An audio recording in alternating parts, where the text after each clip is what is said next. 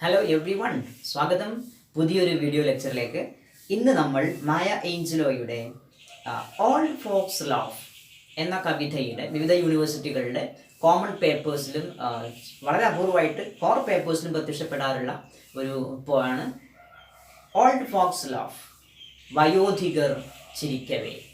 Okay, അപ്പോൾ നമുക്ക് ഇതിൻ്റെ ലൈൻ ബൈ ലൈൻ എക്സ്പ്ലനേഷനിലേക്കാണ് പോകുന്നത്.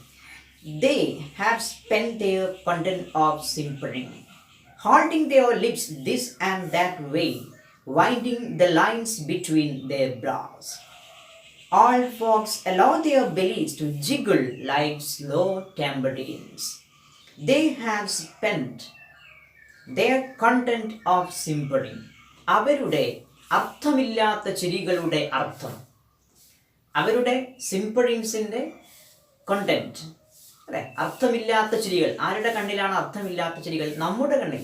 വയോധികരായ വളരെ വൃദ്ധരായ ആളുകളുടെ ചിരികൾക്ക് നമ്മൾക്ക് പലപ്പോഴും അർത്ഥം കാണാൻ കഴിയാറില്ല. പക്ഷെ ആ ചിരികളുടെ അർത്ഥമില്ലാത്ത ചിരികളുടെ കണ്ടന്റിനെ അവർ ചെലവാക്കിയിരിക്കുന്നത്, അവർ പ്രയോഗിച്ചിരിക്കുന്നു എങ്ങനെ?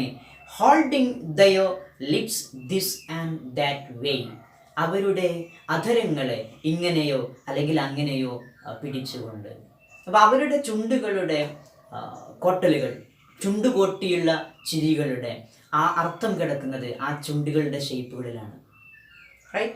പിന്നെയോ winding the lines between their brows. അവരുടെ കൺപുരികങ്ങൾക്കിടയിലെ തൊലികളെ ചുളിച്ചുകൊണ്ട്. വൈൻഡ് എന്ന് വെച്ചാൽ ചുറ്റുക.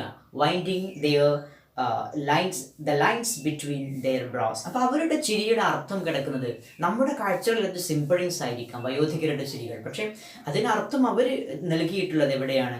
അവരുടെ ചുണ്ടുകൾ പിടിച്ചിരിക്കുന്ന ഷേപ്പിൽ, അവരുടെ പുരികങ്ങൾക്കിടയിലെ ചുളിവുകൾ കൊണ്ടൊക്കെയാണ് അവർ അവരുടെ ചിരികൾക്ക് അർത്ഥം നൽകുന്നത്, അതിൻ്റെ കണ്ടന്റ് അവർ ഉണ്ടാക്കിയിരിക്കുന്നത്.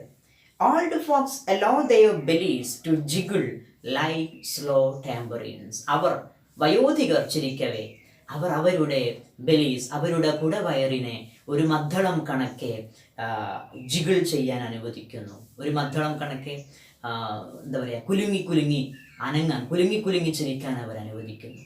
അപ്പോൾ വയറിളകി ചിരിക്കുക എന്നത് ഡീപ്പായൊരു ചിരിയാണ് അല്ലെ, ഉള്ളിൽ നിന്ന് വരുന്ന ഒരു ചിരിയാണ്. അതേസമയം കവി ആദ്യം പറയുന്നത് എന്താണ്? സിംപറിങ് എന്നാണ്, അർത്ഥമില്ലാത്ത ചിരി എന്നാണ്. അപ്പോൾ അർത്ഥമില്ലാത്ത ചിരികൾ, അവരുടെ ചിരികളുടെ വലിയ അർത്ഥങ്ങൾ, നമ്മുടെ കണ്ണുകളിലെ അർത്ഥമില്ലാത്ത ചിരികളുടെ വലിയ അർത്ഥങ്ങൾ കണ്ടെത്താനുള്ള ഒരു ശ്രമമാണ്, അല്ലെങ്കിൽ അതിന് പിന്നിൽ വലിയ അർത്ഥങ്ങൾ ഇരിക്കുന്നു എന്നൊരു തിരിച്ചറിവാണ് ആദ്യം തന്നെ സ്പീക്കർ പ്രസന്റ് ചെയ്യുന്നത് എന്ന് നമുക്ക് മനസ്സിലാക്കാൻ പറ്റും.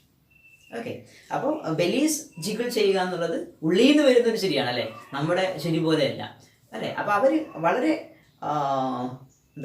വളരെ ഓപ്പണായിട്ട് അവർ ചിരിക്കുന്നു.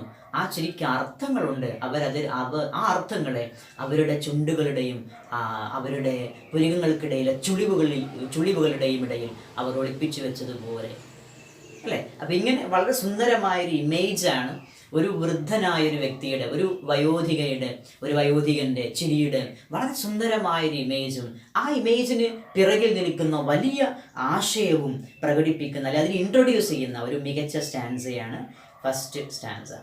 Then the hollers rise up and spill over any way they want. അവരുടെ പൊള്ളയായ ചിരികൾ എന്ന് പറയാൻ കാരണം ഹോളേഴ്സ് എന്ന് വെച്ചാൽ ഉറക്കെയുള്ള സംസാരം എന്നർത്ഥം. ഉറക്കെയുള്ള ചിരികൾ, അതിന് ഉറക്കെയുള്ള ചിരികൾ നമ്മൾ പൊള്ളച്ചിരികൾ എന്ന് പറയാൻ ആ തൊഴിൽ പറഞ്ഞാലുണ്ടാവും.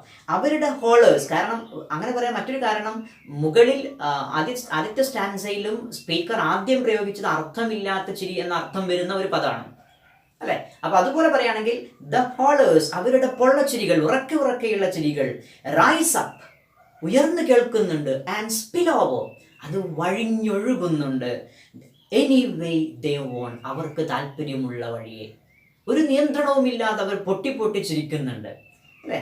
പിന്നെയോ when old folks laugh they free the world.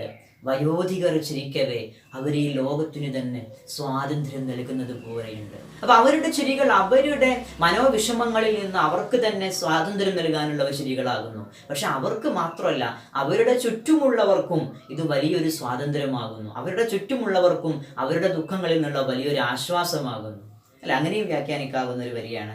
When the old folks love they free the world. ഈ ലോകത്തിന് മുഴുവൻ സ്വാതന്ത്ര്യം നൽകുന്നത് പോലെ, മോചനം നൽകുന്നത് പോലെയാണ് വയോധികരുടെ ഓരോ ചിരികളും. അപ്പൊ അവരുടെ ചിരികൾക്ക് പിന്നിൽ എന്തില്ല, ഒളിയും മറയൊന്നുമില്ല. അവർ വളരെ ഓപ്പൺ ആയിട്ടാണ് ചിരിക്കുന്നത്, അല്ലെ?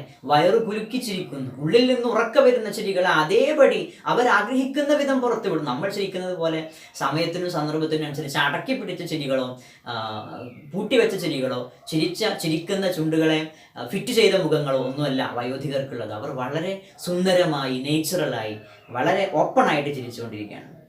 They turn slowly. Next stanza.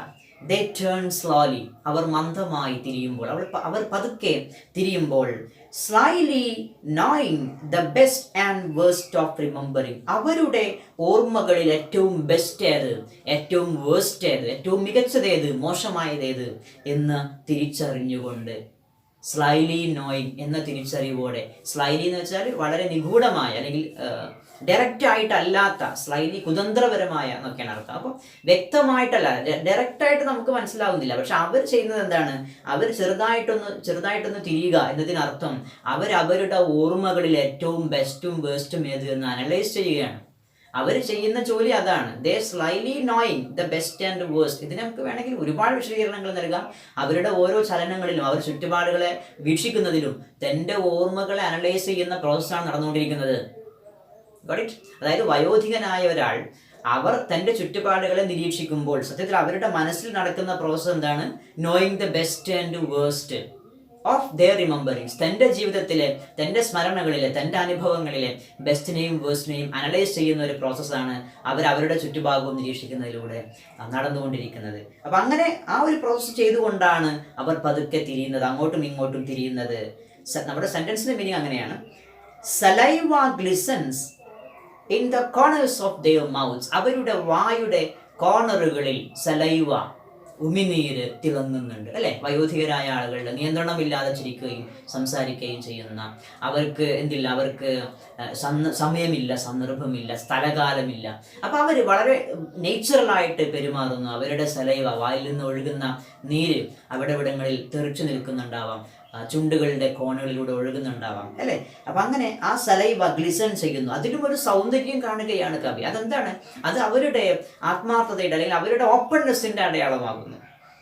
അവർക്ക് മറകളില്ലാത്തതിന്റെ അടയാളമാകും. പിന്നെയോ their heads wobble. അവരുടെ തലകൾ wobble, ചാഞ്ചാടുന്നുണ്ട്, സ്റ്റഡി ആയി നിൽക്കുന്നില്ല, അങ്ങോട്ടും ഇങ്ങോട്ടും പോകുന്നുണ്ട്. on brittle necks.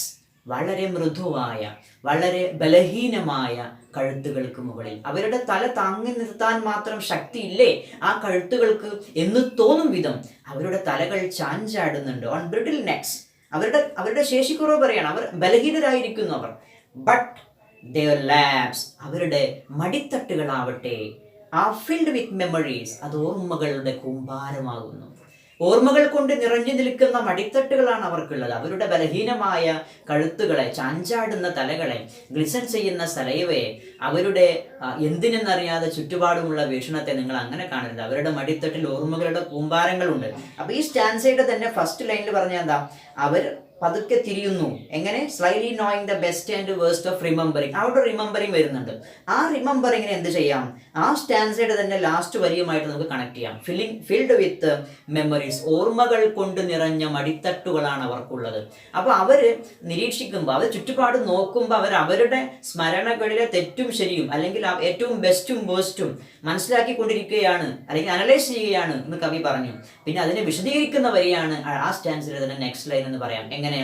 അവരെ കാണുമ്പോൾ ബലഹീനരായിട്ട് നിങ്ങൾക്ക് തോന്നിയേക്കാം, അവർ ബുദ്ധിയില്ലാത്തവരായി, അവർ സ്ഥലകാല ബോധത്തോടനുസരിച്ച് പ്രവർത്തിക്കാത്തവരായി തോന്നിയേക്കാം. കാരണം അവരുടെ സലൈവ, വായിൽ നിന്ന് വരുന്ന നീര് പോലും ഇവിടെ മുഖത്ത് തിളങ്ങി നിൽക്കുന്നുണ്ട്, അതൊക്കെ കാണുമ്പോൾ. പക്ഷേ അവരുടെ മടിത്തട്ടുകളുണ്ടല്ലോ, ഓർമ്മകൾ കൊണ്ട് സമ്പന്നമാണ്. ആ ഓർമ്മകളെയാണ് ഫസ്റ്റ് ലൈൻ, ഇത് സ്റ്റാൻസയുടെ തുടക്കത്തിൽ പറഞ്ഞ അനാലിസിന് ഉപയോഗിക്കുന്നത്. ആ ഓർമ്മകളെ അവർ താലോലിച്ചു കൊണ്ടിരിക്കുകയാണ്.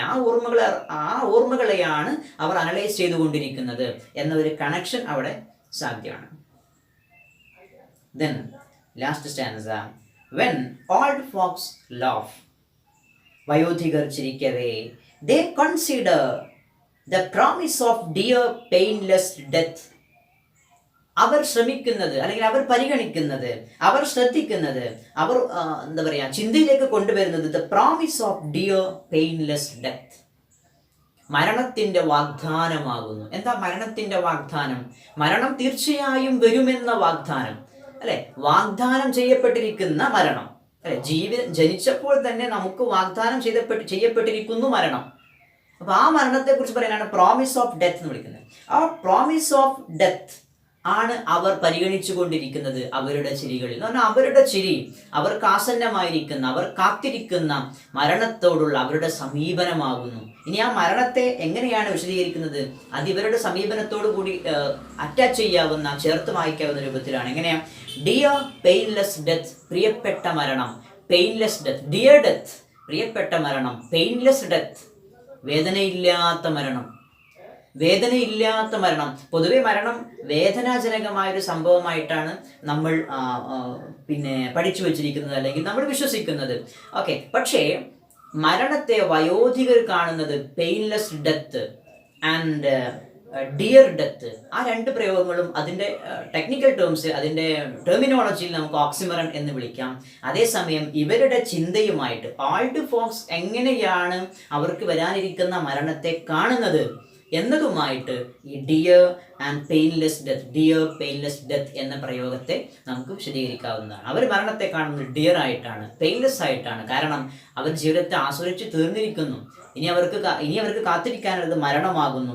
ആ മരണത്തെയും അവർ ചെറുചിരിയോടെയാണ് സ്വീകരിക്കാനിരിക്കുന്നത്. അതുകൊണ്ടാണ് അവരുടെ ചിരിയിൽ അവർ പരിഗണനീയമായിട്ടുള്ളത് അവരുടെ ഈ ആസന്ന മരണമാകുന്നു എന്ന് പറയും. ആൻഡ് ജനറസ്ലി ഫർഗീവ്, അവർ വിശാല ഹൃദയത്തോടെ മാപ്പ് നൽകുന്നു. ലൈഫ്, ജീവിതത്തിന് മൊത്തം അവർ മാപ്പ് നൽകുകയാണ്. എന്തിന്? ഫോർ ഹാപ്പനിങ് ടു ദം, അവരോട് ചെയ്തതിനെല്ലാം. ജീവിതം അവർക്ക് മുന്നിൽ കാഴ്ചവെച്ചതിനെല്ലാം, ജീവിതം അവരോട് കാണിച്ചതിനെല്ലാം അവർ വിശാല ഹൃദയത്തോടെ മാപ്പ് നൽകുകയാണ്.